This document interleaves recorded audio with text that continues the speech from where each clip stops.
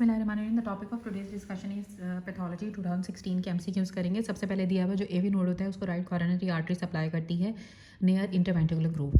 अब SA node को, एवी node को, बंडल ऑफ फेस को, परकिंजे फाइबर्स को, इन सबको राइट कॉरोनरी आर्टरी सप्लाई करती है।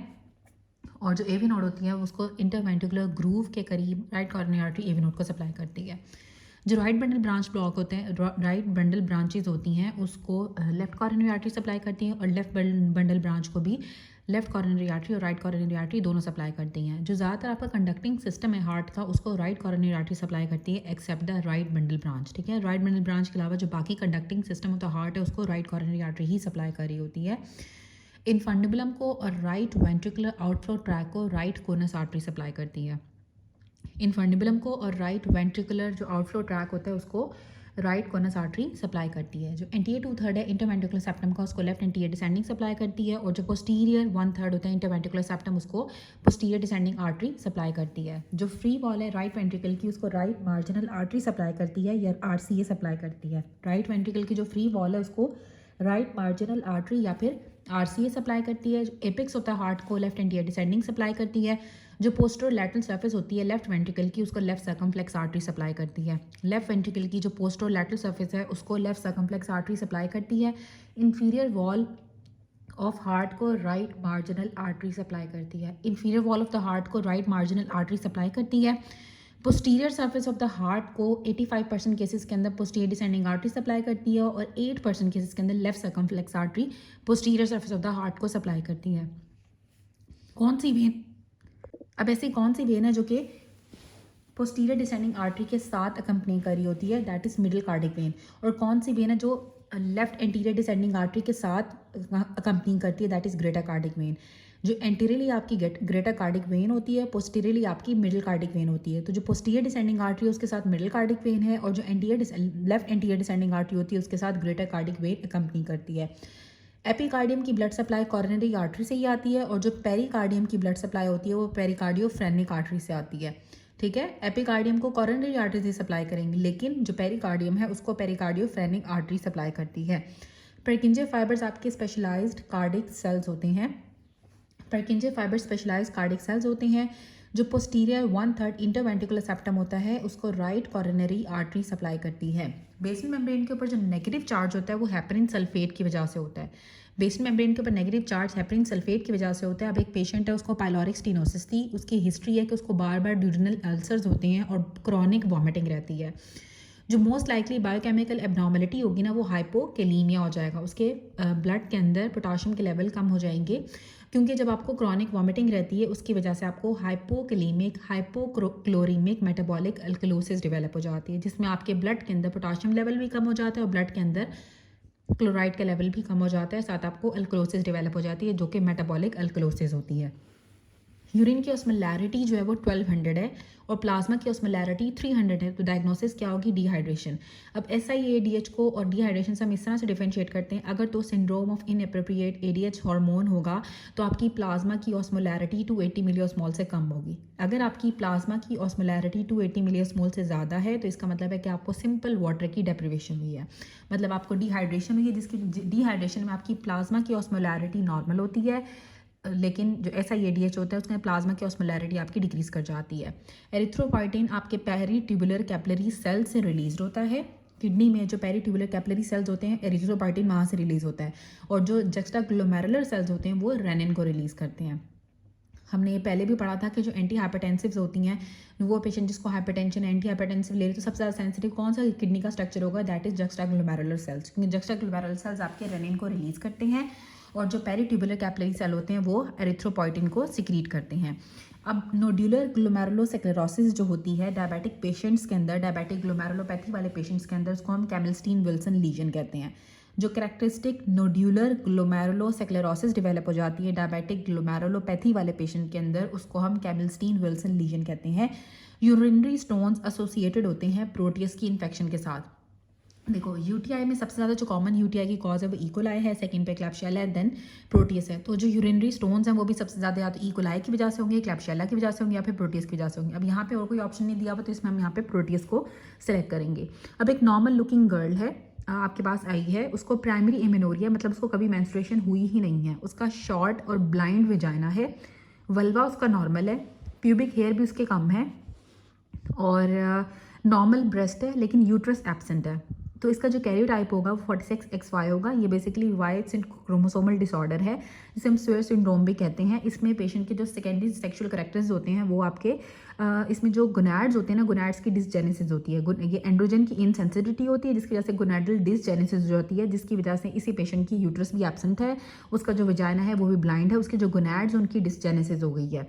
तो इसमें 46XY का फिनोटाइप जीनोटाइप होगा। अब जो स्ट्रेटिफाइड क्यूबॉइडल एपिथेलियम होता है वो स्वेट ग्लैंड्स की डक्ट्स के अंदर होता है। स्वेट ग्लैंड्स की डक्ट्स के अंदर स्ट्रेटिफाइड क्यूबॉइडल एपिथेलियम होता है और स्लाइवरी ग्लैंड्स के अंदर स्ट्रेटिफाइड कॉलमनर एपिथेलियम होगा। जो कॉलमनर एपिथेलियम है वो स्लाइवरी ग्लैंड्स में होता है, स्वेट ग्लैंड्स की डक्ट्स के अंदर क्यूबॉइडल एपिथेलियम होगा, लेकिन दोनों स्ट्रेटिफाइड होते हैं। साइमिडिन का साइड इफेक्ट है कि वो एंजाइम इनहिबिटर होती है। साइमिडिन जो होती है ना वो एस्ट्रोजेनिज्म भी कराती है, एंजाइम इनहिबिटर भी होती है, लेकिन जो एंजाइम इनहिबिटर है वो इसका ज़्यादा मेन इफेक्ट है कि साइमिडिन आपके एंजाइम इनहिबिटर होती है। जो autosomal recessive polycystic kidney disease होती है ये हेपेटिक फाइब्रोसिस के साथ एसोसिएटेड होती है। Autosomal recessive polycystic kidney disease hepatic fibrosis के साथ एसोसिएटेड होती है। फेलोपियन ट्यूब के अंदर विप लाइक मूवमेंट होती है सीलिया की। किस तरीके से कौन सा बेस्ट वे है जिससे हम एग्जैक्ट जेस्टेशनल एज फीटस की मुहैया कर सकते हैं? क्राउन रम्प लेंथ हम चेक करते हैं 8th वीक के ऊपर।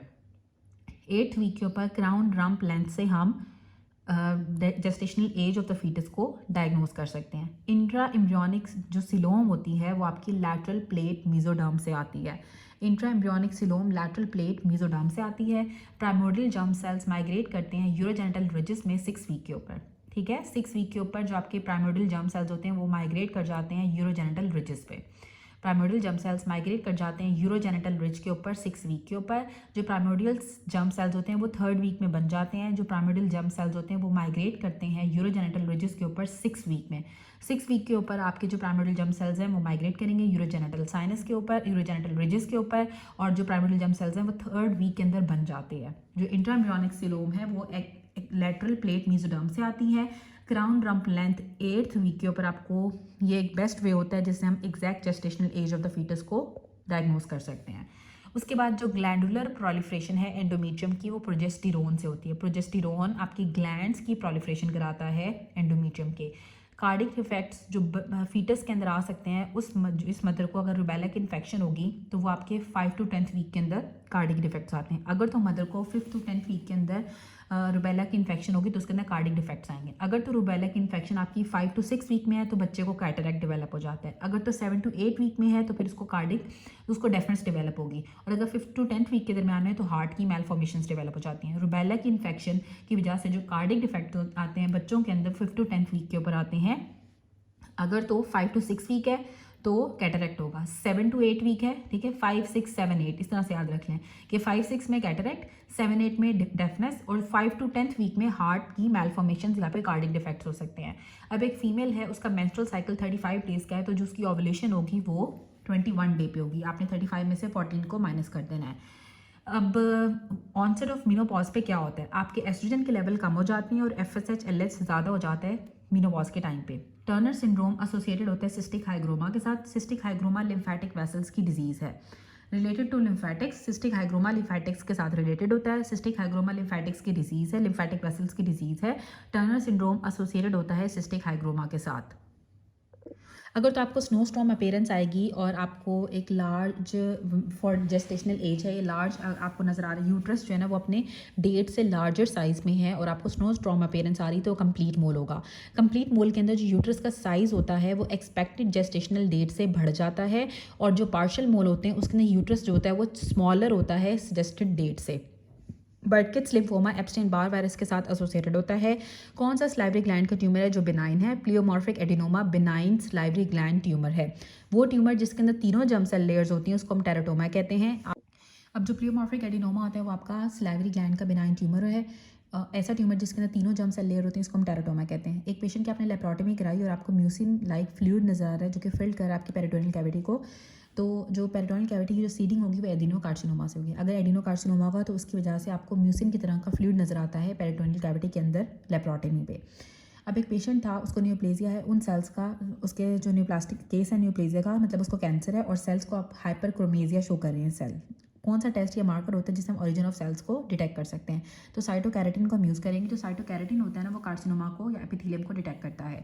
वामेंटिन आपके सीरस ट्यूमर्स को, सार्कोमास को या मेसेनकाइमल ट्यूमर्स के बारे में बताता है। और जो डेस्मिन होती है वो इससे हम मसल्स टिश्यू को मसल ट्यूमर्स को डायग्नोस कर सकते हैं। अगर आपने ये डायग्नोस करना हो कि किस टाइप के एपिथेलियम का ट्यूमर था तो कार्सिनोमास के लिए साइटोकैरेटिन होता है, वामेंटिन होता है सार्कोमा के लिए और डेस्मिन होता है मसल्स के लिए।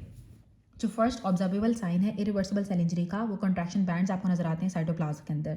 जो अर्ली साइन है रिवर्सिबल सेल इंजरी का, इसमें आपको एंडोप्लाज्म रेटिकुलम की स्वेलिंग हो जाती है और सेल की स्वेलिंग हो जाती है। रिवर्सिबल सेल इंजरी के अंदर इरिवर्सिबल सेल इंजरी का जो अर्लीस्ट साइन है वो उसमें क्या है, कॉन्ट्रैक्शन बैंड्स नजर आएंगे साइटोप्लाज्म के अंदर। लेकिन जो रिवर्सिबल सेल इंजरी है उसमें आपको एंडोप्लाज्मिक रेटिकुलम की स्वेलिंग हो जाती है सबसे पहले और सेल की स्वेलिंग होगी। सेल स्वेलिंग और एंडोप्लाज्मिक रेटिकुलम की स्वेलिंग जो होती है वो रिवर्सिबल सेल इंजरी के अंदर सबसे पहले साइन है। और जो प्रोमिनेंट साइन होता है ना कि अब रिवर्सिबल सेल इंजरी हो गई तो इसमें आपको माइलिन फिगर्स नजर आना स्टार्ट हो जाते हैं और सेल की स्वेलिंग हो जाती है। मोस्ट लाइकली फीचर जो रिवर्सिबल सेल इंजरी के अंदर आते हैं इसमें माइलिन फिगर्स हमें मिलते हैं, साथ सेलुलर स्वेलिंग होती है। और अर्लीस्ट साइन के अंदर एंडोप्लाज्मिक रेटिकुलम की स्वेलिंग हो सकती है और साथ आपकी सेलुलर स्वेलिंग होती है। अब एक मेल पेशेंट था, उसमें आपने उसकी डीआरई की, आपको एनलार्ज्ड पेनफुल प्रोस्टेट मिला है, लेकिन जब आपने रूटीन कल्चर किया माइक्रोब्स के लिए तो आपको कोई भी ग्रोथ नहीं नजर आई, मतलब कि प्रोस्टेटाइटिस नहीं है उसको। तो क्या होगा, उसको बिनाइन प्रोस्टेटिक हाइपरप्लेजिया होगा। बिनाइन प्रोस्टेटिक हाइपरप्लेजिया की वजह से भी पेनफुल प्रोस्टेटिक ग्रोथ हो सकती है। कल्चर नेगेटिव तो इसका मतलब है कि उसको प्रोस्टेटाइटिस नहीं है। एपिथेलियम, वो एपिथेलियम जिससे आपका गैसेस एक्सचेंज होता है वो कौन सा होता है, वो आपका सिंपल स्क्वामस एपिथेलियम होता है। एल्वुलाई का जो एपिथेलियम होता है वो सिंपल स्क्वामस एपिथेलियम होता है और सिंपल स्क्वामस एपिथेलियम से ही आपका गैसेस एक्सचेंज होता है। 70%